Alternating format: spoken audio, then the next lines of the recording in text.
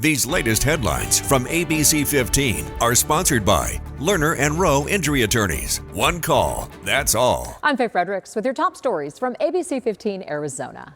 Phoenix police confirming their involvement in a shooting early this morning near 19th Avenue in Bethany Home. Police confronting an armed man at the scene who investigators say fired at officers.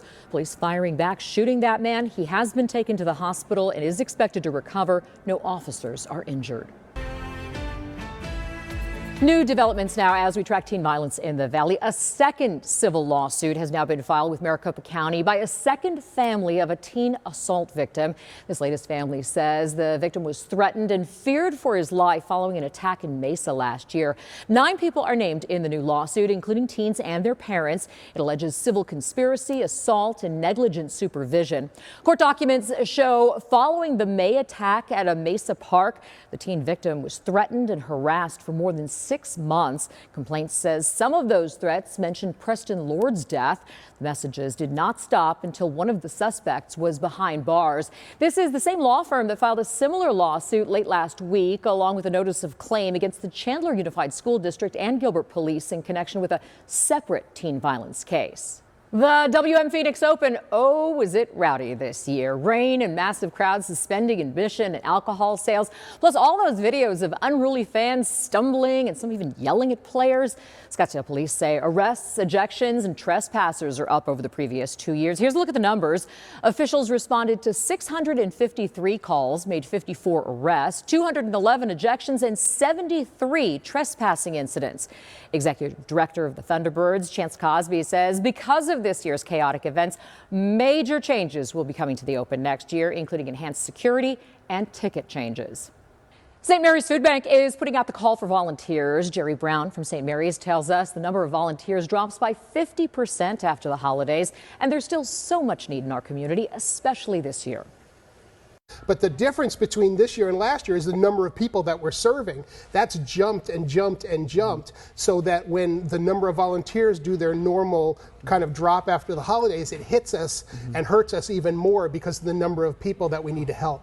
Yeah, St. Mary's says they're still seeing 1,600 families each day stopping by their locations in Phoenix and Surprise, and that's not counting their community partners who they also provide food for. If you'd like to volunteer, get your coworkers, your classmates, or maybe your neighbors involved, you can find a link along with this story on ABC15.com.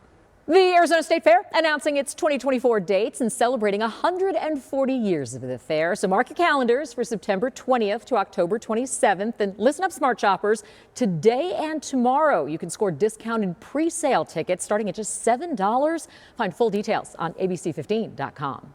Get ready to spend more on Valentine's Day this year. Everything from dining out to candy costs more. Restaurant prices are up 5% since last January. Grocery costs, they're up 1%. Meanwhile, supermarket analyst Fletcher finds Valentine's versions of popular candies, they cost more than their normal counterparts. For example, a 7-ounce heart-shaped box of gummy bears at Walmart is just under $6, while the normal 8-ounce bag is just $2.38. Walmart says it's looking into the discrepancy.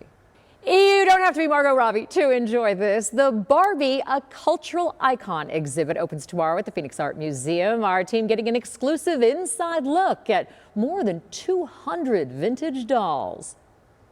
We have a few touch stations where we're inviting our visitors to climb inside a Barbie Ultravette and take photographs, or get underneath a mirror disco ball and strike a pose with Barbie. So there's some really fun opportunities to really engage with the different Barbie set pieces in the gallery. The exhibit is family friendly and will run through July. It's included with museum admission. Tracking your forecast, I'm Chief Meteorologist Amber Sellens. The 70s are back, and as high pressure builds in, we will keep that storm track to our north and keep the 70s going as we head into the weekend. So tomorrow for Valentine's Day, temperatures looking nice in the morning, nice and cool, but the afternoon will get up to about 71 degrees here. Sunshine and light winds throughout the day, back into the 60s around dinner time tomorrow here in the valley. High pressure will move out early next week. It gets shoved to the east as low pressure approaches California.